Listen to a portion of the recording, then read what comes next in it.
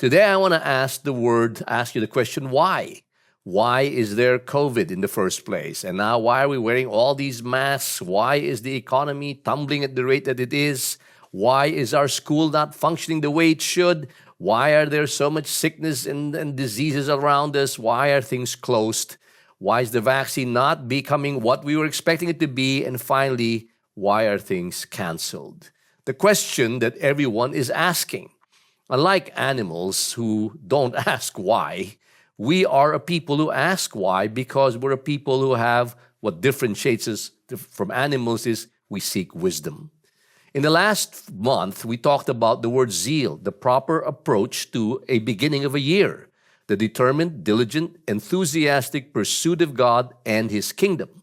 But the Bible also warns us that zeal without wisdom is dangerous. Hence, I want to tackle the word wisdom for you as you approach this year, the ability to properly exercise and execute sound knowledge.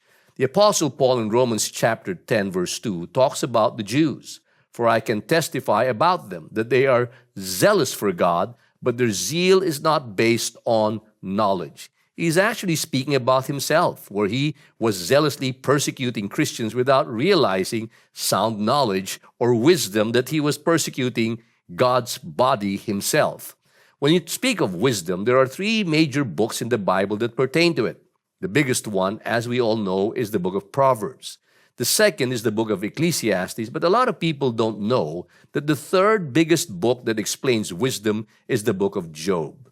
Many people think that the book of Job is about suffering, but the reality is it is more about wisdom. The 42 chapters of the book of Job, 23 times the word wisdom is mentioned.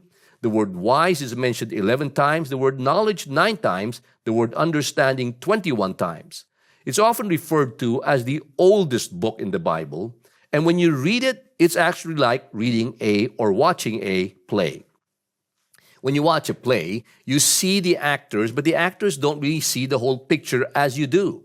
It would be like a Shakespearean play or a Shakespearean writing where you're watching the protagonists and the actors, but they don't see the whole picture. You do. And as you watch that, you begin to gain wisdom as the whole play unfolds. Job chapter 1 verse 1 speaks about the story. In the land of Uz, there lived a man whose name was Job. This man was blameless and upright. He feared God and shunned evil. Very straightforward. We understand the kind of person he is, loves God, fears God, hates evil. He had 7 sons and 3 daughters. He was a family man. He owned 7,000 sheep. That means he was a wealthy, successful, a man who had wisdom, 3,000 camels, 300 yoke of oxen, and 500 donkeys. Early in the morning, he would sacrifice a burnt offering for each of them, thinking, perhaps my children have sinned and cursed God in their hearts. This was Job's regular custom. In other words, he had his practices about spirituality in place. Now, notice where it says in verse 6 and 7, a shift from being on earth watching the story of our main character Job to one day the angels came and present themselves before the Lord. And Satan also came with them. The Lord said to Satan, where have you come from? Notice the words, one day the angels came to present themselves before the Lord. On the first part of chapter 1, we see Job on earth, and now we find ourselves in heaven, a place where Job has no idea is happening. And this is part of wisdom. We don't always see the big picture. Now, notice where it says Satan also came with them. And you're probably wondering, what is Satan doing there? Now, God's allowing Satan to do this, and we will see as this unfolds the wisdom behind why God will not kill Satan just yet. Now, notice where it says in the second half of verse 7, Satan answered the Lord from roaming throughout the earth, going back and forth on it. Then the Lord said to Satan, have you considered my servant Job? There is no one on earth like him. He is blameless, upright, a man who fears God and shuns evil. God is literally bragging about Job, but Job has no idea that this was happening, that he was actually the subject of a conversation in heaven. Does Job fear God for nothing? Satan replied. Have you not put a hedge around him and his household and everything he has? Essentially, what Satan is saying is the only reason why he's serving you or praising you is because you protected him. He'll bless the work of his hands so that his flocks and herds are spread throughout the land. Obviously, you do that, so he's going to respect you and honor you and worship you. But now stretch out your hand and strike everything he has, and he will surely curse you to your face. Now, Satan is accusing God and accusing Job and saying the only reason why this relationship you have with each other is working is because you're getting the best of each other. Now, the Lord said to Satan, very well then, in wisdom, you have everything he has is in your power. On the man himself, do not lay a finger on him. Don't lay a finger on his physical body. Then Satan went out from the presence of the Lord. The next thing that happens is we're back on earth. This time we find that Job is encountered by his 4 messengers. The 4 messengers, the first one arrives and says, the Sabaeans attacked and all your oxen, your donkeys are gone. They've been taken away by them. Fire from heaven came and all your sheep and all your servants are dead. The Chaldeans swept and stole all your camels and all your servants and put them to the sword. And your sons and daughters, it was a mighty wind, and your sons and daughters, the whole house collapsed and they're all dead. Now, this all happened within one day. The Bible actually says that before one servant was finished making a report, the other one arrived. Now, the author of this is obviously Satan. God did allow him because of wisdom, as we will see in a bit. Now, in Job chapter 1, verse 20 and 21, it says, at this, Job got up and tore his robe and shaved his head, fell on the ground in worship and said, naked I came from my mother's womb, and naked I will depart. Notice the words, worship. The Lord gave, the Lord has taken away. May the name of the Lord be praised. That's not an easy thing to do. But notice what it says, that he kept on worshiping God and did not sin by charging God with wrongdoing. The moment in heaven does not end there. Satan continues to accuse Job. In Job chapter 2, verse 4, it says, skin for skin, Satan replied, a man will give all he has for his own life. But now stretch out your hand and strike his flesh and bones, and he will surely curse you to your face. Now you've protected his property. Now if you put sickness and disease on this man, he's not going to worship you anymore. The Lord said to Satan, very well then, he is in your hands, but you must spare his life. In other words, you can give him disease and pain and all of that, but you cannot kill him. So Satan went out from the presence of the Lord and afflicted Job with painful sores from the soles of his feet to the crown of his head. This is just in the opening chapters of the book of Job, which is why we can learn wisdom. The answer to why or wisdom starts with knowing there's a big picture that we don't often see. Job did not see the bigger picture of God having this conversation in heaven. And many times we lose wisdom when we're in pain, when business is not working as well, because we don't see the big picture. As I thought of how to illustrate this, I was reminded of the fabrics of England back in the early 1700s. This is what they looked like. They were handmade. But over the years, these fabrics will get better because of the invention of the looms, the beginnings of the Industrial Revolution. Because of the looms, the fabrics got better in quality and could be made faster, causing the British to be able to export fabric and grow financially as a nation. A group of people known as the Luddites did not like that because their craft was using hands. And they were complaining and saying that we should not put down this machinery because it's destroying our jobs. The Luddites became a rebellious movement that would burn factories down and kill people who would run these factories. At some point, the British government would have to set out rewards to capture these rebels because they were operating on a limited picture. Wisdom starts with knowing there is a bigger picture that we don't see. England would become an industrial powerhouse.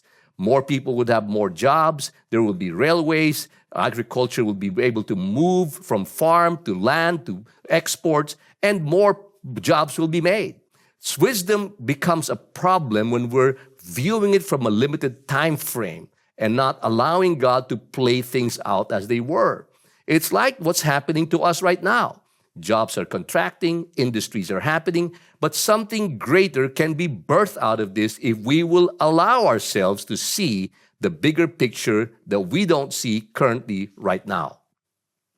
Wisdom starts with understanding there's a bigger picture, but secondly, we need to understand that wisdom is that God is not the author of bad things. As we've seen in the story of Job, it wasn't God who sent the diseases or the plagues or the Sabaeans, it was Satan. But the question that we need to ask, or is often asked, is if God's not the author of bad things, why does God allow bad things to happen to good people like Job, which we know he is? The answer to that is simply this: God's wisdom is an extension of his love. When we see wisdom as just an end on its own and not realizing that it's really God's love that is manifested in wisdom, we forget to understand the true value and merit of God's wisdom. Imagine a child who needs to have an inoculation or a vaccine. The inoculation or the vaccine is good for him. But before that good gets to him, he feels bad about the injection because life is filled with both the good and the bad. A world that is all bad is not going to work. And the world that is all good is still not going to work. A world that sees both the good and the bad allows us to make the choice and say, regardless of the good and the bad, as Job did, I understand that I will serve God, and over time, his wisdom will be revealed. When a child realizes that that vaccine is actually the thing that will save his life, then he realizes that little pinch is nothing compared to the greater reality of the salvation that comes from having that vaccine. As human beings, we're not like animals. Even a child is seeking to know why. We instinctively know and ask the question, why is this happening? If we're to have wisdom in this season, wisdom starts with knowing there is a bigger picture we don't see, that God is not the author of bad things and his wisdom is an extension of his love. As we move forward in the story of Job, we find the question why even further, where he searches for wisdom. Typically, when we look for wisdom, we look for it in conventional places. Relatives, for example, parents, spouses, or people we know. In Job chapter 2, verse 9, his wife says to him, "Are you still maintaining your integrity? Curse God and die." Notice, there is no wisdom in the words of his wife. Now, please understand, I do realize that his wife is probably just burdened like him. They're married to each other. Think about losing all your children. Think about losing all your wealth. And think about watching your husband waste away. Wisdom is limited when we seek for it in conventional places or from humans because they don't see the big picture just as we don't see the whole picture. And many times, when we're going through depression ourselves, we hear well-meaning relatives and advice from people, but instead of it helping us, it actually just makes us feel even more guilty. We need to be careful when we're the ones giving wisdom to others, that we're not just making them feel more guilty because life's not working at the moment. In verse 10, Job replied, "You are talking like a foolish woman." In other words, you have no wisdom. Shall we expect good from God and not trouble? In all this, Job refused to sin in what he said. The search for wisdom is not just from conventional wisdom of relatives. In the case of Job, it came from friends. Realizing that Job was a wealthy man, a wise man, a successful man, his friends were also not just friends, they were experts. Conventional wisdom leads us to these places: relatives, friends, experts. Down in verse 11, when the three friends of Job realizes his predicament, Eliphaz the Temanite, Bildad the Shuhite, and Zophar the Naamathite heard about all the troubles that had come upon him. They set out from their homes and met together by agreement to go and sympathize with him and comfort him. Now, we all need friends like this. When they saw him from a distance, they could hardly recognize him because of what has happened to him. They began to weep aloud, and they tore their robes and sprinkled dust on their heads. Then they sat on the ground with him for 7 days and 7 nights. No one said a word to him because they saw how great his suffering was. Thank God these people had the wisdom not to say anything to someone like that. Now, what happens next is we find when we ask questions or we ask why, it generally produces even more questions. And that's what happens in Job chapter 2 all the way to chapter 21. Conventional wisdom usually is if bad things happen to you, it's only because you did something bad. When you start reading Job chapter 2 to chapter 20, you will find that this was basically the conversation with his friends after being silent for 7 days. They couldn't help themselves trying to explain conventional human wisdom. Now, down in chapter 16, here's now Job pushing back to his friends. I've heard many things like these. You are miserable comforters. You're not helping me, all of you. Will your long-winded speeches never end? What ails you that you keep arguing? I also could speak like you. In other words, I can give the same seminars you're giving, but if you were in my place, I could make fine speeches against you and shake my head at you. But my mouth would encourage you, comfort my lips would bring you relief. Job is basically saying your wisdom, your human wisdom, your conventional wisdom is not hitting the mark. Then Job replied, listen carefully to my words. Let this be the consolation you give me. Bear with me while I speak. After I've spoken, mock on. He's mocking them because he feels like they're mocking him. I like this quote from Jim Carrey, the famous actor. He says, I hope everybody could get rich and famous and will have everything they ever dreamed of. So they will know that it's not the answer, there's no answer there. In other words, sometimes our conventional wisdom is, if I just had this, if I had this thing, I would have all the answers to my life. Fact of the matter is, there are things that are just beyond us, regardless of what kind of wisdom we have, particularly if we trust only on conventional wisdom. Job chapter 21 verse 7 says, why do the wicked live on, growing old and increasing in power? He's asking the question. Why? Why is it that I'm having a hard time and the wicked are growing old and increasing in power? They see their children established around them, their offspring before their eyes. Their homes are safe and free from fear. The rod of God is not on them. Their bulls never fail to breed. Their cows and calves do not miscarry. They send forth their children as flock, and the little ones dance about. They're partying, and here I am languishing, and I'm the one who's serving God. They spend their years in prosperity and go on to the grave in peace. And yet they say to God, leave us alone. We have no desire to know your ways. That is a question you and I ask, isn't it? Why is it that I'm the one who's given my best to God? I'm the one who served God. I'm the one who's tithed. I'm the one who's often worshiped Him. And yet here I am, not knowing the answers to my question, why? We're searching for wisdom in conventional wisdom. When that fails us, we go to the next step, which is our own wisdom. And that's exactly what happened to Job. Probably my favorite chapter in the book of Job is Job chapter 28. Beginning in verse 1, he says, there is a mine for silver and a place where gold is refined. Iron is taken from the earth and copper smelted from ore. Mortals put an end to darkness, and they search for the farthest recesses for ore in the blackest of darkness. They tunnel through the rock. Their eyes see through all the treasures. They search the sources of the rivers to bring hidden things to light. Then he poses the question in verse 12 and 13. But where can wisdom be found? Where does understanding dwell? No mortal comprehends its worth. It cannot be found in the land of the living. He's asking the question that you and I are asking. Why? Where do I find this understanding? The deep says, it is not with me. The sea says, it is not with me. It cannot be bought with the finest of gold, nor can its price be weighed out in silver. It cannot be bought with the gold of Ophir, one of the most precious type of gold, with precious onyx or lapis lazuli. Neither gold nor crystal can compare with it, nor can it be had for the jewels of gold.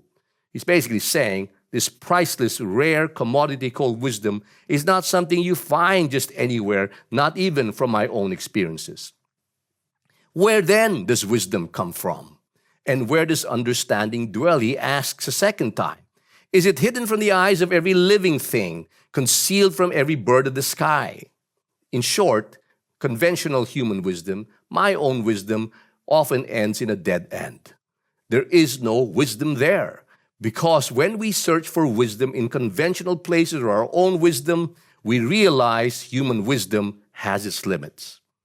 A book that I've tried to read, very thick, is the biography of this man, Steve Jobs, by Walter Isaacson. At the tail end of the book, I've not read the whole book to confess. It's so thick, I've read half of it. I went to the last pages of the book. And there Steve Jobs was asking the question, why? Why all this wisdom? Why all this human knowledge only to end in death? Because the fact of the matter is, the more we seek human conventional wisdom, our wisdom has limits. Down in chapter 29 and 30, we find the climax of the story of Job. He begins to self-pity and begins to understand that his self-wisdom and the wisdom of this earth is not enough to fulfill the very cravings of his soul.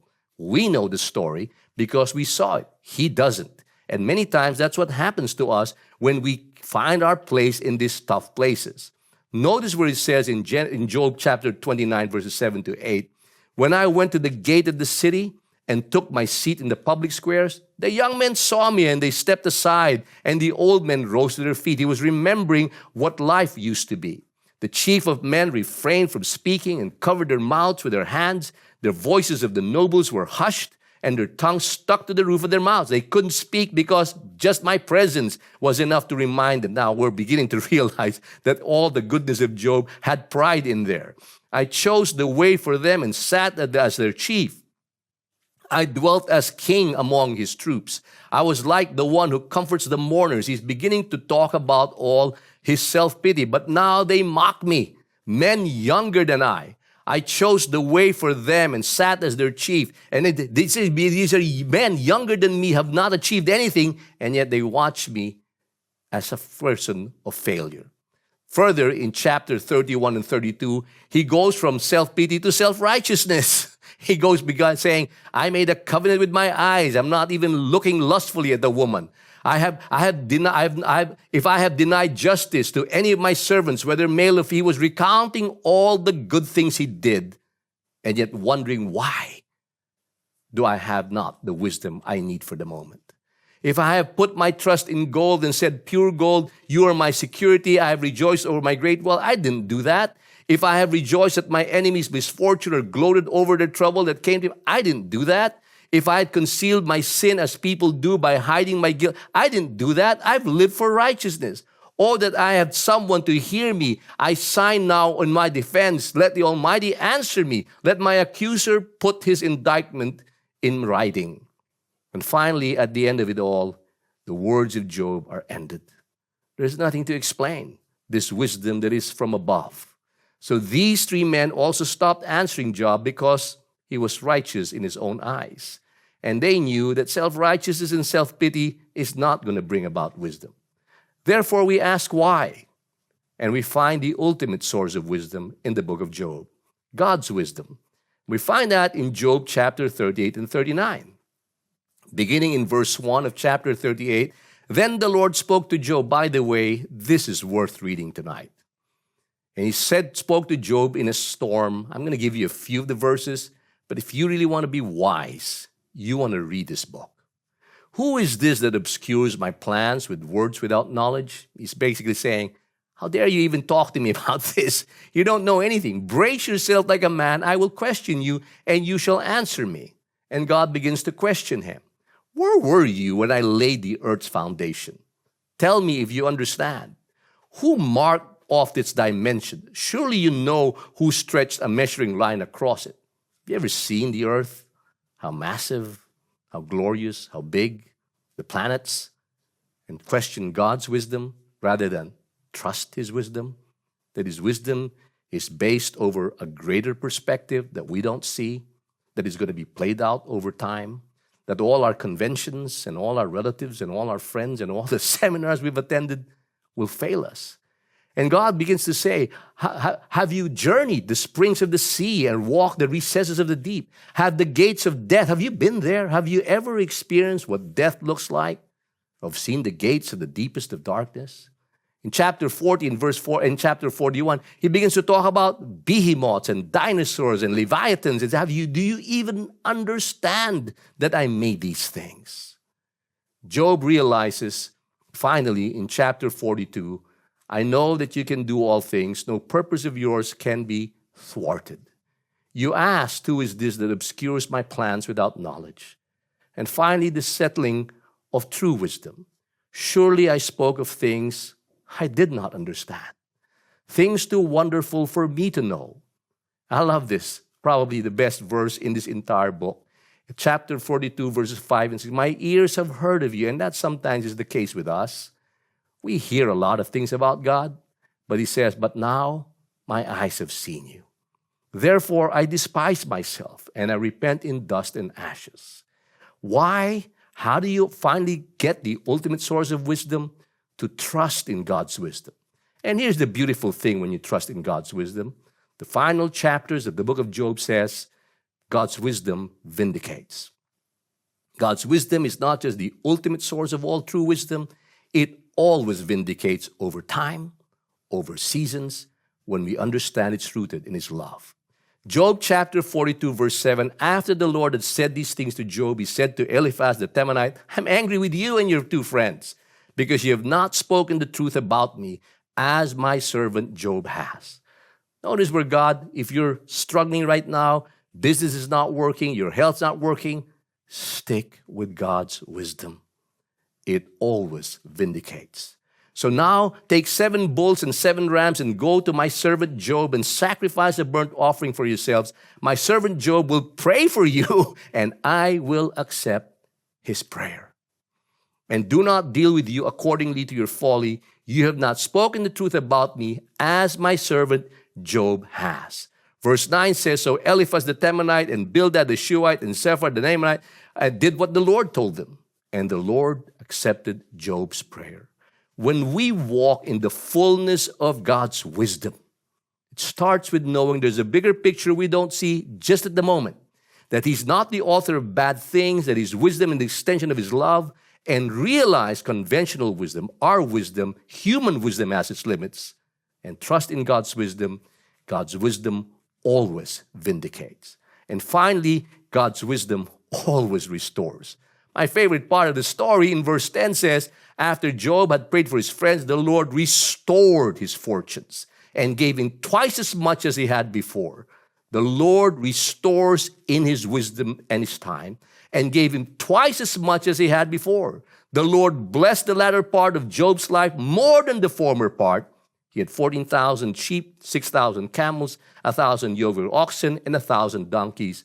But more than that, He restored even the sons and the daughters and gave him new ones. After this, Job lived 140 years. He saw his children, their children, to the 4th generation. And so Job died an old man full of years. Do you want to know the answer to why? The question all of us is asking. Begin by understanding wisdom starts with knowing there's a bigger picture we don't see. That God is not the author of bad things, that God's wisdom and His extension is just merely an extension of His love. That when we search for wisdom, conventional wisdom, our wisdom, all human wisdom at some point has its limits. It will fail us. That the ultimate source of wisdom is God's wisdom, and God's wisdom will always vindicate, and God's wisdom always restores. As we continue, I want to talk to you about proclaiming the truth of who Jesus is. And I want to ask you to take a cup and a piece of bread as we receive communion and make our proclamation and declaring of who Jesus is. Lord Jesus, in you we proclaim a wisdom that is from heaven, a wisdom that has made foolish the wisdom of this world. We thank you for choosing us, the foolish things of this world, to shame the worldly wise and to demonstrate your heavenly wisdom.